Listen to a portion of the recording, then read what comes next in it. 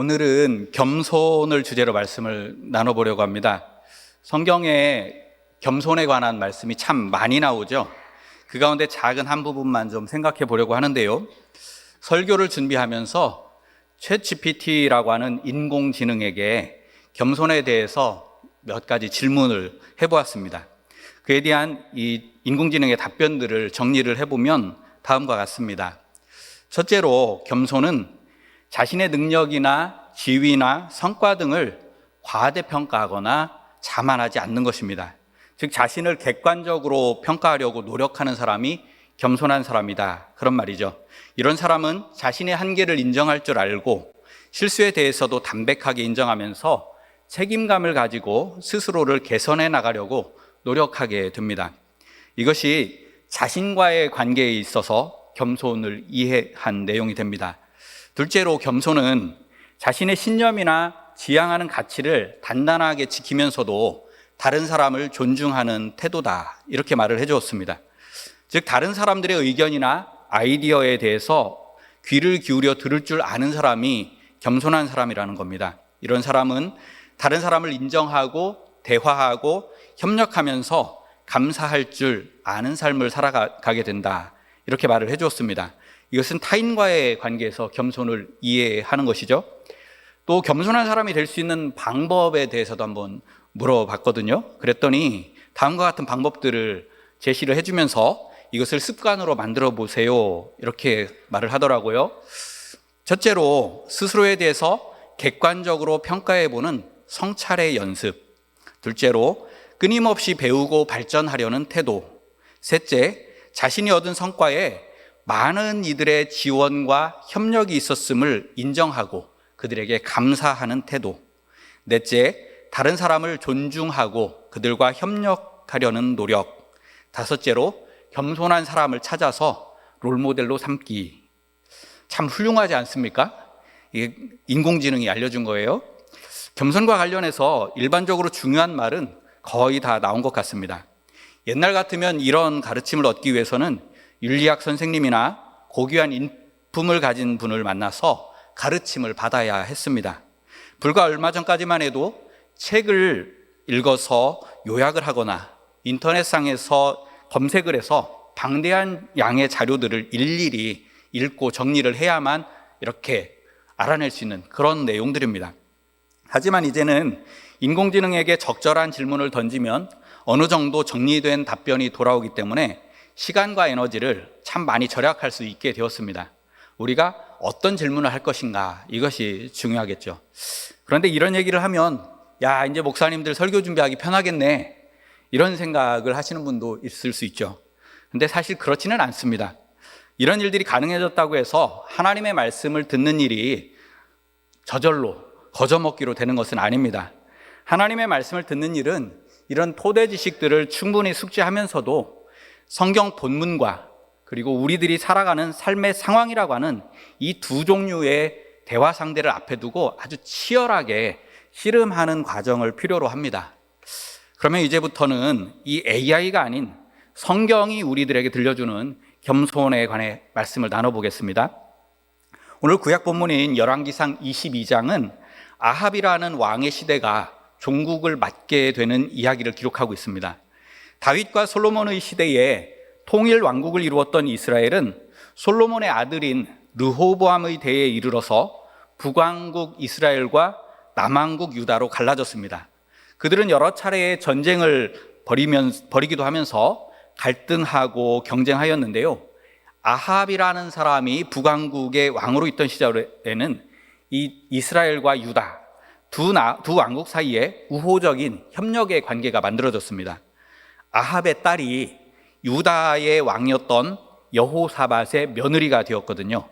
그런 우호 관계를 기반으로 아합과 여호사밧은 힘을 합쳐서 그 위쪽에 있던 시리아라는 나라를 공격하기로 합니다. 두 왕국이 좋은 관계가 맺어진 것까지는 참 좋았는데 이 둘이 힘을 합쳐서 한다는 일이 겨우 전쟁이었다 하는 것이 좀 안타깝기는 하죠. 어쨌든 둘은 아합의 제의로 연합군을 결성한 다음 시리아와의 전쟁에 나섰습니다. 그런데 여호사밧은 최종 결정을 내리기 전에 주님의 뜻을 한 번 더 알아보자, 이렇게 제안을 합니다. 여호사밧은 아마도 이 전쟁을 피하고 싶었었던 것 같습니다. 하지만 사돈이기도 하고 더 힘이 셌던 아합의 제안을 뿌리치지 못했었던 거죠. 그래서 주님의 뜻을 물으면서 그 주님의 뜻이 전쟁하지 말아라 이렇게 말씀해 주기를 기대하는 마음으로 그것을 통해 전쟁을 회피할 기회를 얻어보려고 했던 것 같습니다. 아합은 400명의 예언자들을 불러서 그들에게 의견을 묻습니다. 그들은 한결같이 이 전쟁에서 이스라엘과 유다의 연합군이 승리할 것이라고 말합니다. 여호사밧은 다시 자문을 구할 다른 예언자는 없는지 묻습니다. 아합은 미가야라는 예언자를 불러오게 합니다.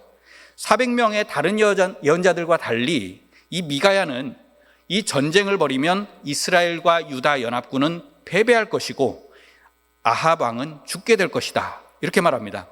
이렇게 해서 전쟁에 찬성하는 400명의 예언자들 그리고 전쟁에 반대하는 미가야 한 사람, 이 사이에 400대 1의 싸움이 벌어집니다. 둘 사이에 아주 격렬한 논쟁이 벌어집니다. 압도적인 다수가 전쟁을 찬성하는 가운데 미가야는 홀로 그에 맞서서 전쟁 반대를 외쳤습니다. 미가야가 끝까지 뜻을 굽히지 않자 아합은 그를 감금해 두고 전장으로 나아갑니다. 하지만 아합은 이 전쟁에서 패배하고 뿐만 아니라 그 자신도 전사하고 말았습니다. 여기에 등장하는 예언자들은 왕의 정책에 대해서 자문하는 참모들 혹은 책사들이라고 보면 됩니다. 그런데 아합의 가까이에 모여든 400명이나 되는 사람들은 모두 왕이 듣고 싶어하는 말을 하는 사람들이었습니다. 오늘 말씀 속에서 이 사람들은 전쟁에 나가면 대승을 거둘 것이라고 아합을 부추기죠. 아합이 전쟁을 벌이고 싶어 하니까 그거 뻔히 알고 있으니까 그 입맛대로 듣고 싶은 말을 해준 것입니다. 많은 책사들 중에 오직 한 사람, 미가야 한 사람만이 이 전쟁에 반대를 하고 있습니다. 미가야가 이 전쟁에 반대한 정확한 이유가 무엇인지는 우리가 알 수가 없습니다. 다만 아합이 미가야를 평가하는 말을 통해서 그가 어떤 사람인지를 대략 짐작해 볼 수는 있습니다. 8절 말씀에 보면 아합은 이렇게 말합니다. 미가야는 언제나 흉한 것만 말하기 때문에 나는 그를 싫어합니다. 늘 듣기 싫은 소리를 하기 때문에 그를 곁에 두고 싶지 않다는 것입니다.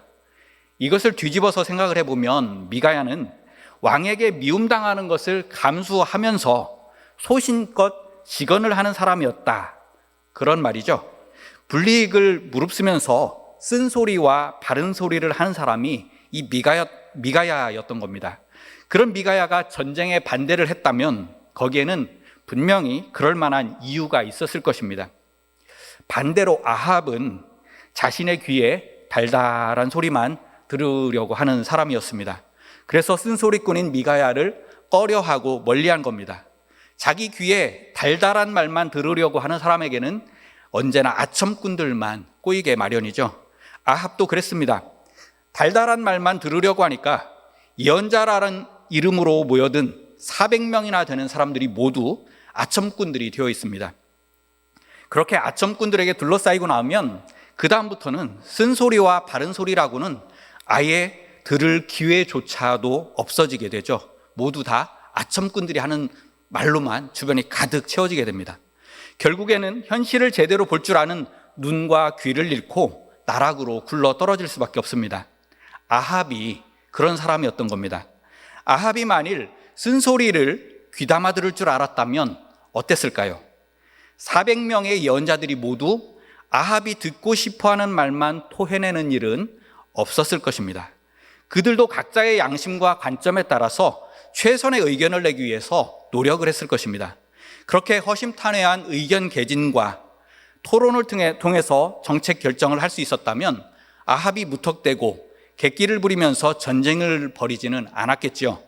그리고 전장에서 비극적인 최후를 맞는 일 또한 없었을 것입니다. 우리들은 대부분 쓴소리를 싫어하죠.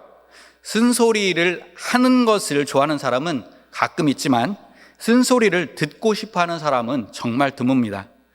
당장 저부터도 오늘 설교를 마치고 나서 야, 목사님 오늘 설교 참 잘하시네요, 이렇게 말씀을 해주시면 기분이 아주 좋아지겠죠. 그런데 설교 끝나고 딱 나가자마자 이러이러한 부분을 좀 고쳤으면 좋겠습니다, 이렇게 어떤 분이 말씀을 해주시면 기운이 좀 빠질 겁니다. 그러나 기운이 좀 빠질망정 그 쓴소리를 새겨 들을 줄 알아야 발전할 수 있는 것이죠.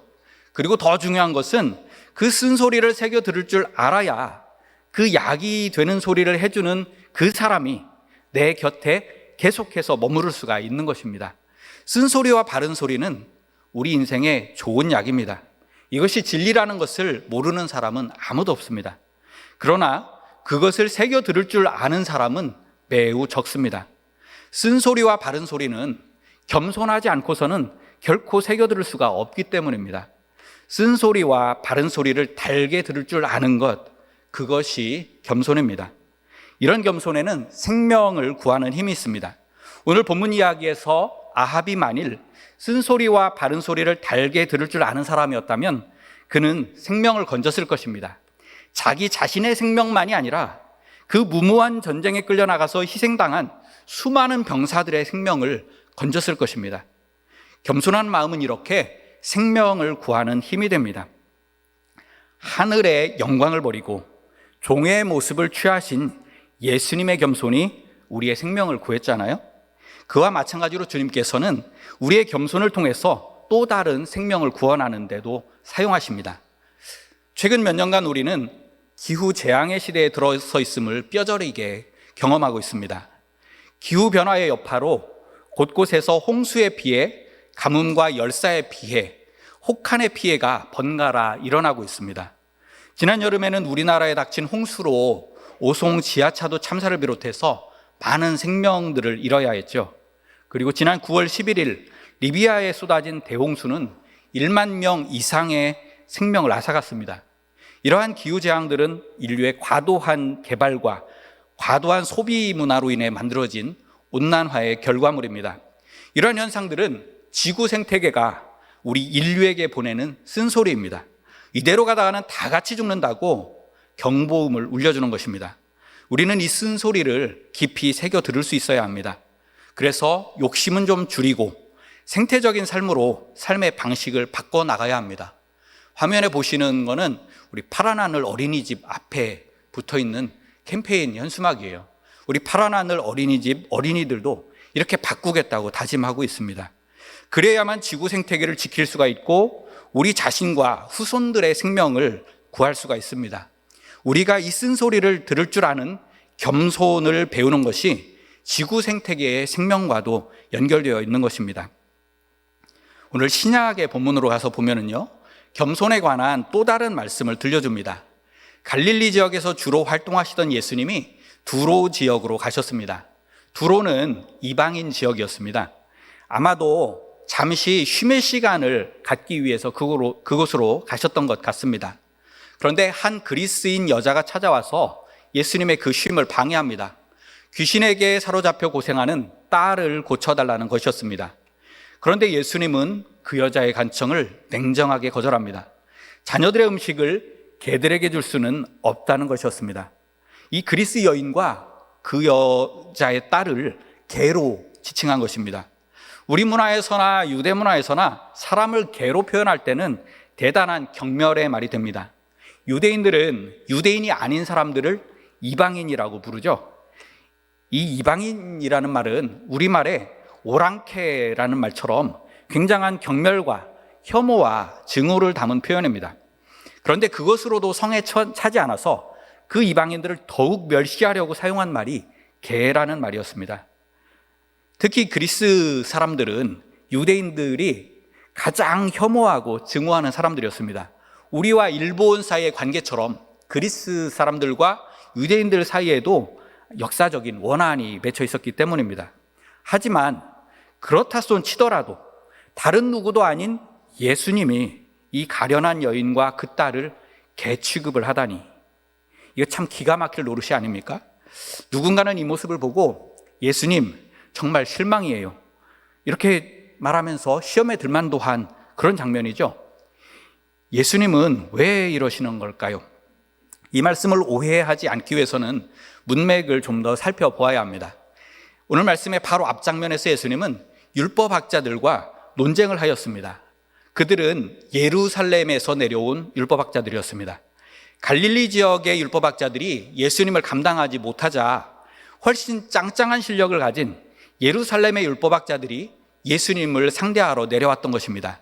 그들은 예수님의 제자들이 유대교의 정결 규정을 제대로 지키지 않는다고 꼬투리를 잡아서 공격을 했습니다. 그렇게 해서 예수님과 그 추종자들을 찍어 누르려고 했던 것입니다. 그들의 그 공격에 대한 예수님의 답변을 한 문장으로 요약을 해보자면 이런 것입니다. 당신들은 유대교 전통의 거칠에 매달리느라 율법의 근본 정신을 놓치고 있다. 율법의 근본 정신은 출애굽, 즉 인간 해방에 있는 것이거든요. 사람을 해방해서 정의와 평화를 누리게 하는 것이 율법의 근본 정신인데, 그런 율법을 가지고 사람을 억압하고 멸시하는 도구로 사용하고 있다고 나무라신 겁니다. 오늘 말씀은 이 사건 바로 뒤에 배치되어 있습니다. 유대교 전통에 대한 비판의 연장선상에 있는 겁니다. 그렇게 볼 때 자녀들의 음식을 개들에게 줄 수는 없다 하는 예수님의 대사는 예수님의 본 마음을 담은 말이 아닙니다. 당신들에게 나눠줄 하나님의 은총은 없소 하는 그 당시 유대교 전통의 생각을 대신 말해준 것입니다. 당시의 유대교 전통이 얼마나 본래의 정신으로부터 일그러져 있는가 하는 것을 예수님이 직접 보여주시는 겁니다. 유대인들은 당신들을 개로 취급하는데 어쩌자고 그런 유대인에게 와서 도움을 청하는 것이요, 이렇게 그 그리스인 여자에게 묻는 겁니다. 예수님이 이렇게 묻는 또 하나의 이유가 있는데, 그것은 그리스인들도 유대인들을 무척이나 경멸하고 있었기 때문입니다. 그리스인들은 다른 민족들을 바바리안이라고, 즉 무식한 야만인이라고 그렇게 불렀습니다. 게다가 유대 땅은 오랫동안 그리스 제국의 식민지였던 터라 그리스인들은 유대인들을 대단히 하찮게 여기고 있었습니다. 이렇게 유대인과 그리스인 사이에는 서로를 향한 혐오와 멸시와 증오가 흐르고 있었습니다. 편협하고 배타적인 선민의식에 사로잡혀 있는 유대인들의 교만이 한편에 있었고, 또 최고의 문명인이라는 우월감에 가득한 그리스인들의 교만이 한편에 있었습니다. 이 양쪽의 교만이 서로를 향한 혐오와 멸시와 증오를 만들어내고 있었던 것입니다. 자녀들의 음식을 개들에게 줄 수 없다 하는 이 예수님의 말씀은 이 양쪽 모두의 교만에 대한 하나의 도전이었던 겁니다. 유대인들은 그리스인을 개로 취급하고 그리스인들은 유대인을 하찮은 야만인으로 여기는데, 그리스 사람인 당신은 어쩌자고 유대 사람인 나에게 도움을 청하는 것입니까? 이것이 그 말씀 안에 담겨 있는 물음입니다. 이 여인은 어찌나 총명했든지 그 말뜻을 다 알아듣고 이렇게 대답합니다. 주님, 상 아래에 있는 개들도 자녀들이 흘리는 부스러기는 얻어먹습니다. 이게 무슨 말입니까? 예, 저를 개라고 불러도 좋습니다.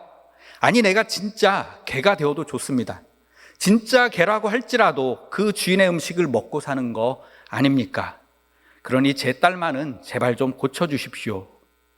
아무리 이방인이라 하더라도 결국에는 하나님의 피조물이 아닙니까? 하는 말입니다.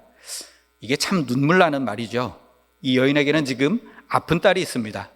그 아픈 딸을 고쳐야 한다는 그 마음 하나로 이 여인은 그리스인으로서의 자긍심이고 인간으로서의 자긍심이고 그 모든 것을 다 내팽개친 것입니다. 그리고는 개라고 불러도 좋고 진짜로 개가 되어도 좋다면서 자신을 내던지고 있는 것입니다. 사랑 때문이죠. 사랑 때문에 이 여인은 너무너무 아쉬울 것이 많은 슈퍼 을의 위치에 서기를 자청하고 있는 겁니다. 이 모습을 본 예수님의 눈에는 아마도 눈물이 그렁그렁 하였을 것입니다.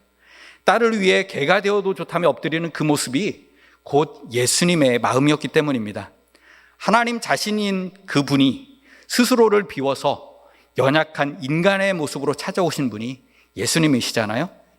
우리를 향한 그 하나 때문에 그 모든 것 버리고 낮아지고 천해진 분이 주님이시잖아요. 그러니 딸을 위해서 개가 되어도 좋다며 엎드리는 그 모습에 눈물을 훔치지 않을 수 없었을 것입니다. 예수님 자신이 그랬듯이 자기 자신을 먼저 내려놓는 겸손을 이 여인에게서 보고 있는 겁니다.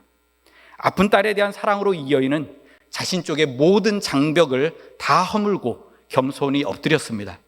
자신을 먼저 고치는 겸손이었고 스스로가 슈퍼 의뢰 위치를 자청하는 그런 겸손이었습니다. 그 순간 유대인과 그리스인 사이에 세워져 있던 이중의 장벽이 순식간에 무너져 내립니다. 여인의 딸이 고쳐진 것이 그것을 말해줍니다. 마치 예수님이 십자가에서 숨을 거두시던 순간 성전의 휘장이 위에서 아래로 쩍 갈라졌듯이 서로가 서로를 혐오하고 증오하던 그 이중의 장벽이 단숨에 허물어져 버린 것입니다. 그 혐오와 증오의 장벽을 무너뜨린 힘은 이 여인의 자발적 겸손이었습니다. 그 겸손을 주님이 사용하신 겁니다. 이와 같이 겸손한 마음은 갈등과 혐오와 증오의 장벽을 무너뜨리는 하나님 나라의 능력이 됩니다. 사람들과의 관계에서 종종 문제의 상황을 만날 때가 있죠. 그러한 순간에 대부분의 우리들은 상대방의 문제점을 먼저 들추어냅니다. 그리고 그것을 뜯어 고치고 싶어 합니다. 우리가 살아보면 나 자신의 잘못된 점 하나를 발견해서 그것을 바꾸려고 한다는 것이 얼마나 어려운 일인지 다들 경험해 보셨죠? 상식적으로 생각을 해보면 남을 바꾸는 일은 나 자신을 바꾸는 것보다 훨씬 더 힘들고 어려운 일일 수밖에 없습니다. 근데 우리는 이상하게도 남을 바꾸는 일은 어렵지 않은 걸로 착각을 합니다. 그래서 나를 고치기보다는 남을 바꾸는 것으로 문제를 해결하려고 합니다. 그래서 어떻게 됩니까? 서로의 문제점만을 지적하다가 결국에는 끝도 없는 싸움판이 이어지고 말죠. 문제를 풀어가려고 한다면 먼저 나 자신을 고치는 것에서 시작하지 않으면 안 됩니다. 예수님도 남의 눈에 있는 티끌을 빼주려고 하기 전에 자기 눈에 들어있는 들보부터 빼내라고 하셨죠. 남보다도 나 자신을 먼저 바꾸려고 노력해야 합니다. 나 자신을 먼저 바꾸는 것에서 상대방이 변화될 가능성이 생겨납니다. 나 자신을 기억하는 것에서 공동체와 세상을 변혁하는 힘이 연결해집니다. 그리고 이것은 겸손한 마음만이 해낼 수 있는 일입니다. 말씀을 정리해 봅니다. 첫째로 쓴소리를 달게 들을 줄 아는 것이 겸손입니다. 이런 겸손은 생명을 살려내는 하나님의 능력이 됩니다. 둘째로 자신을 먼저 바꾸려고 힘쓰는 것이 겸손입니다. 이런 겸손은 갈등과 혐오와 증오의 담장을 허물며 우리들의 관계의 문제를 풀어내며 세상을 바꾸는 하나님 나라의 능력이 됩니다. 겸손한 마음에는 이 밖에도 너무 많은 이야기와 너무도 많은 힘이 담겨져 있습니다. 그것은 겸손한 마음이 바로 예수 그리스도의 마음이기 때문입니다. 주님께서는 우리가 이 겸손한 마음에 담긴 하나님 나라의 능력을 한껏 드러내면서 살아가기를 기대하십니다. 예수님 닮은 겸손으로 하나님 나라의 삶을 힘있게 살아내는 우리 모두가 될 수 있기를 주님의 이름으로 축원드립니다. 주님, 예수님의 성품인 겸손한 마음이 그 어느 때보다도 절실하고 그리운 시절입니다. 쓴소리를 달게 들을 줄 아는 겸손, 그리고 나 자신을 먼저 고칠 줄 아는 겸손으로 주님과 동역해 나가는 저희들 되게 하여 주시옵소서. 예수님 이름으로 기도합니다. 아멘.